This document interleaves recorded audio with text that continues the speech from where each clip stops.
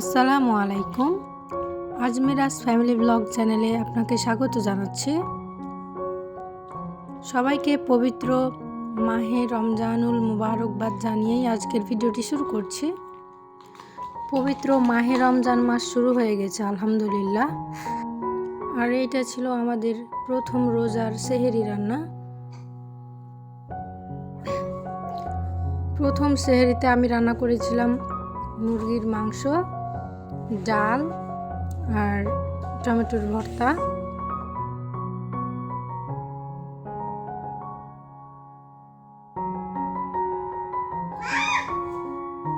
আর এখন আমি আমার মেয়ের জন্য সকালের নাস্তাটা বানাচ্ছিলাম। ও যেহেতু অনেক ছোট, ওর বয়স যেহেতু 2 বছর, ওর পক্ষে তো রোজা রাখা সম্ভব না, তাই ওকে সকালের নাস্তাটা রেডি করে দিচ্ছিলাম।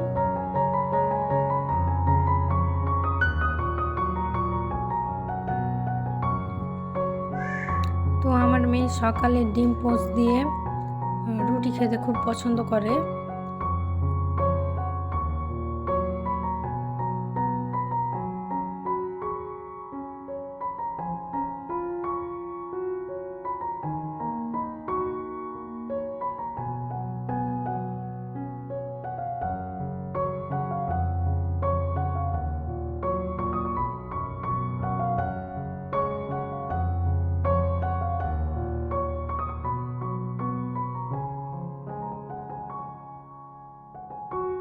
রুটি না, এটাকে রুটি বা পরোটা যে কোনো কিছুই বলা যায়। আমি রুটির মতো করেই অল্প তেল দিয়ে রুটিটা ভেজে নেই। এটা পরোটা না রুটি আমি জানি না, তবে এভাবে করে দিলে সে খুব মজা করে খায়। তো সে যেটা খায় সেটাই বানিয়ে দিচ্ছিলাম, কারণ সে খেয়ে দিয়ে শান্ত থাকলে আমিও শান্ত থাকতে পারবো। আর এই তো এখন আমি মেয়েকে খাবারটা খাইয়ে দিচ্ছিলাম।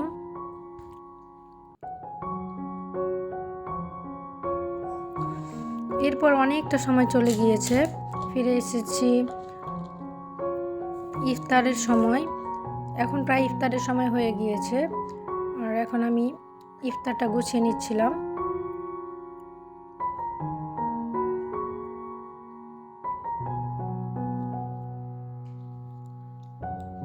পবিত্র মাহে রমজান মাস সেহেরি ও ইফতারের মাস, দান সদকার মাস, ইবাদত বন্দেগীর মাস, সেই সাথে পুরো মাস রোজা রাখার পর ঈদের আমেজ, সব মিলিয়ে পবিত্র মাহে রমজান মাস প্রত্যেকটা মুসলমানের জন্য খুবই গুরুত্বপূর্ণ এবং আনন্দের।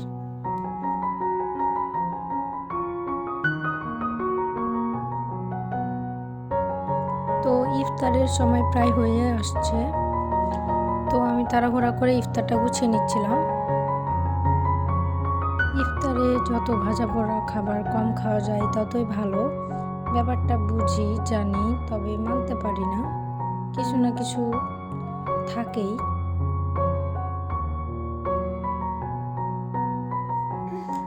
জানি না আজকের ভিডিওটি আপনাদের কাছে কেমন লাগছে। যদি ভালো লাগে প্লিজ একটি লাইক করে দিবেন এবং আমাদের সাধারণ জীবনযাপনের পাশে থাকতে আমাদের চ্যানেলটিকে সাবস্ক্রাইব করে দিবেন। আর আমাদের ইফতার বলতে আমার এবং আমার হাজব্যান্ডের ইফতার। তো এটাই ছিল আমাদের সাদামাটা ইফতার আয়োজন।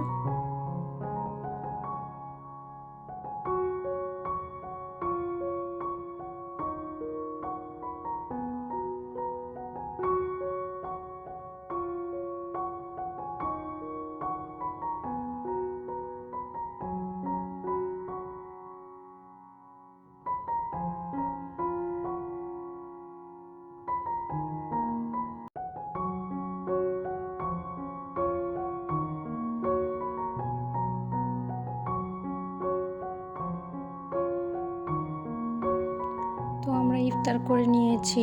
ইফতার করার পর মাগরিবের নামাজ পড়ে কিছু সময় বিশ্রাম করেছি। এরপর তারাবির নামাজ শেষ করে অনেক সময় পরে অনেক ফুচকা খাওয়ার ইচ্ছা করছিল। তো এত রাত্রে ছোট বাচ্চা নিয়ে আবার বাইরে গিয়ে ফুচকা খাওয়াটা একটু ঝামেলার। তো এই জন্য বাড়িতে আমার সব সময় রেডিমেড ফুচকা কেনা থাকে, তবে আদার্স যে উপকরণগুলো সেগুলো তো ঠিকঠাক মতো থাকে না, তারপরেও যা যা ছিল তাই দিয়েই আমি বাড়িতে ফুচকা বানিয়ে নিচ্ছিলাম। এখানে রেডিমেড ফুচকাটা ভেজে নিয়েছি, আর এখানে আলু সিদ্ধর মধ্যে ছোলার ডাল, ছোলা আর পেঁয়াজ কুচি, ভাজা মশলা, লবণ, কাঁচামরিচ দিয়ে মেখে নিয়েছি। আর এইভাবে সাদামাটা করে ফুচকার পুরটা বানিয়ে নিয়েছি।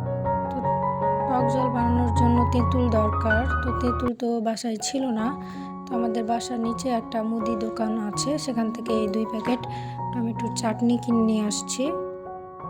আর এখন এটা দিয়ে টক জলটা বানিয়ে নিব। তো আমি চাটনিটা একটা পাত্রে নিয়ে এর মধ্যে পানি, লবণ, ভাজা মশলা, কাঁচামরিচ দিয়ে আমি টক জলটা বানিয়ে নিয়েছি। এখানে লেবু, ধনিয়া পাতা অনেক কিছু দেওয়া যায়, কিন্তু এই মুহূর্তে কিছুই ছিল না, এই জন্য আমি এভাবে বানিয়ে নিয়েছি। তবে এভাবে কিন্তু অনেক মজা হয়েছিল।